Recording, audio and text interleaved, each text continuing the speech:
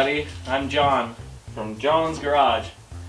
And last week I picked up this 1965 Sears Sabre motorcycle.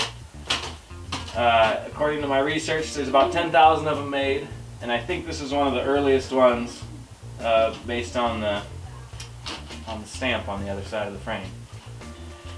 Things I like about this bike are the fan-cooled two-stroke motor. I haven't seen very many bikes with the fan cooling and the shrouds, kind of like a Volkswagen.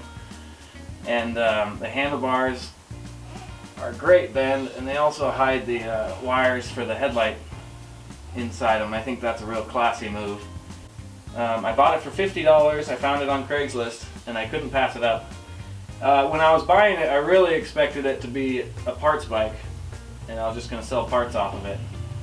I didn't think it would ever see the road again. But I think we should take a crack at it and see if we can't get this motor running.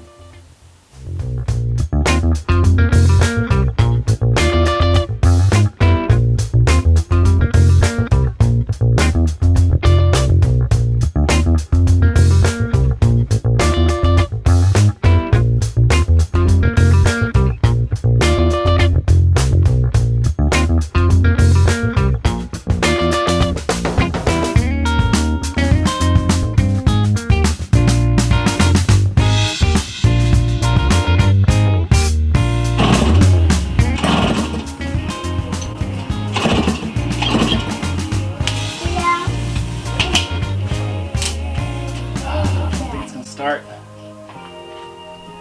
What was that? Okay, here we are again. The last coil exploded on me, and so now we're taking another shot at it with the new and improved car size coil.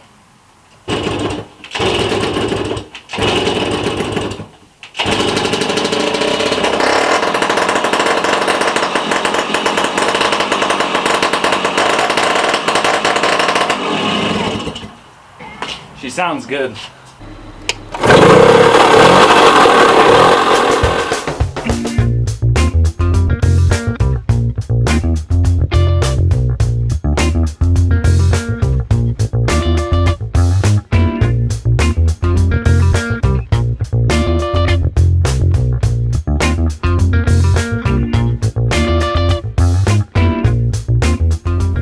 This project started with a friend of mine and I joking about being able to ride it in this condition to a motorcycle show and park it next to all the pristine motorcycles.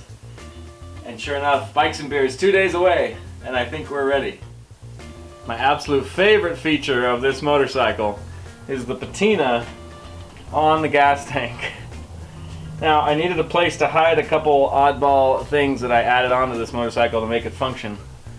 And so, inside we have our secondary gas tank, and we have our coil.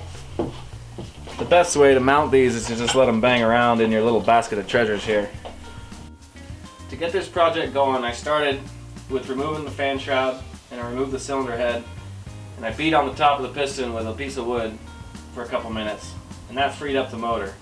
I removed the original coil and windings in the stator, and I'm just using the points to control my new system, which is a car coil and my pack of AA batteries to just provide spark. And that works for that. I like to save all the stock parts that I remove and put them in a box just in case I ever sell this and someone ever wants to actually put it back together in its original form. The tires, believe it or not, held air, and they really look pretty good. There's not too much checking. There was a little bit of oil in the crankcase, but I went ahead and changed that just because I don't want it to break while I'm at the car show and everybody laugh at me. Keep it as reliable as possible. And the last thing I did was add in my little weed eater gas tank with an inline petcock. Got off eBay for about $2. And cleaned the carburetor out, and it doesn't really idle. It runs pretty weird. I don't know if that's from my cleaning the carburetor or if the motor's just really worn out. I don't know if it's worth more in parts or in assembled condition. I'm worried about giving my entire family tetanus from all this rust. Well, thanks for watching. I hope you enjoyed it. If you have any questions, please feel free to leave a comment and I'll do my best to answer them. Stay tuned, we already have our next project. We picked it up about an hour ago. It's a Suzuki JR50.